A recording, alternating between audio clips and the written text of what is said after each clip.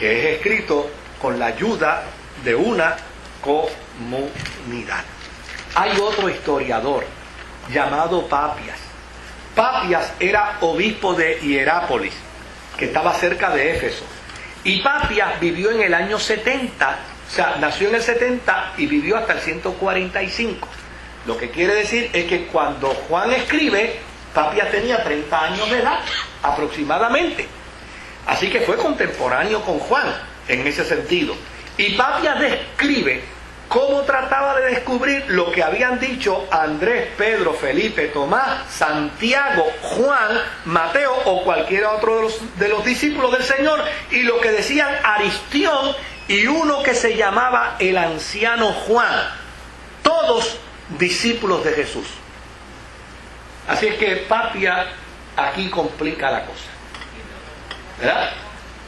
Porque ahora Papias está diciendo que no solamente fue una comunidad, sino que había un escritor al que se le conocía como el anciano Juan. Pero separa a Juan del anciano Juan. De hecho, Papias, que es un historiador cristiano, dice, y ahora ustedes se van a sorprender, él dice que en Éfeso estaba el apóstol Juan y el anciano Juan.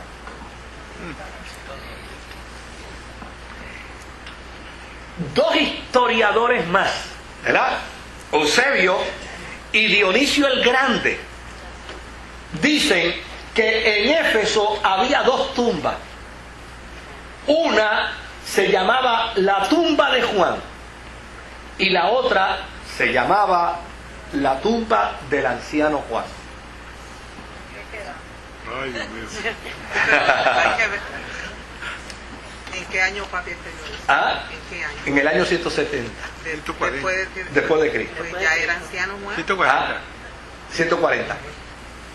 ¿Ok? Pero es que dice, había una tumba, la tumba del apóstol Juan y la tumba del anciano Juan. Dos personas distintas. Entonces, pues son dos personas distintas, porque no pueden haber dos tumbas para una misma persona. Y a uno llamarle apóstol y a otro anciano. Obviamente, anciano era un título ministerial. Anciano era un título ministerial. Juan había sido apóstol, no se va a bajar su título, siendo el último. O sea, digo, ustedes saben cómo yo creo, yo creo que no hay nivel jerárquico en la vida de la iglesia, pero para Juan no era lo mismo llamarse el apóstol Juan, el último de los apóstoles, que llamarse el ujier, o el diácono, o el pastor sencillo, que era también como se identificaba a un anciano de la iglesia, a un dirigente de la iglesia. O sea, no podía Juan darse ese lujo, ¿no?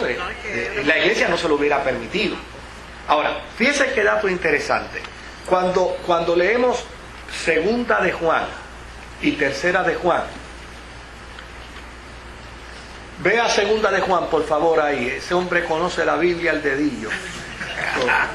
Rápido, entra ahí. Segunda de Juan. ¿Ah? Segunda de Juan. Ok. Fíjese que dice el anciano. El anciano es un título ministerial, no es una condición de edad. Sí, porque se entendía un título ministerial. Y de hecho hay iglesias que llaman a un grupo de personas los ancianos de la iglesia. Porque era un título, la iglesia presbiteriana tiene el título, era un título ministerial. Ahora, fíjense que aquí aparece alguien llamándose el anciano a la iglesia elegida y a sus miembros, a quienes amo en verdad, y no solo yo, sino todos los que han conocido la verdad. Ahora, si vamos a tercera de Juan, vete ahora a tercera de Juan, en el versículo 1 de tercera de Juan, fíjese que dice, el anciano al querido hermano Gallo, a quien amo en la verdad. Note bien que anciano aquí es un título ministerial. Se ha complicado la cosa, Lázaro. Ahora, Todavía está el problema de la adopción. ¿verdad? ¿Ah? Sí, sí, claro que sí. Ahora, ¿cuál es la tesis de algunos autores bíblicos, de algunos teólogos bíblicos? La tesis es que quien llama a Juan el discípulo amado es el anciano Juan.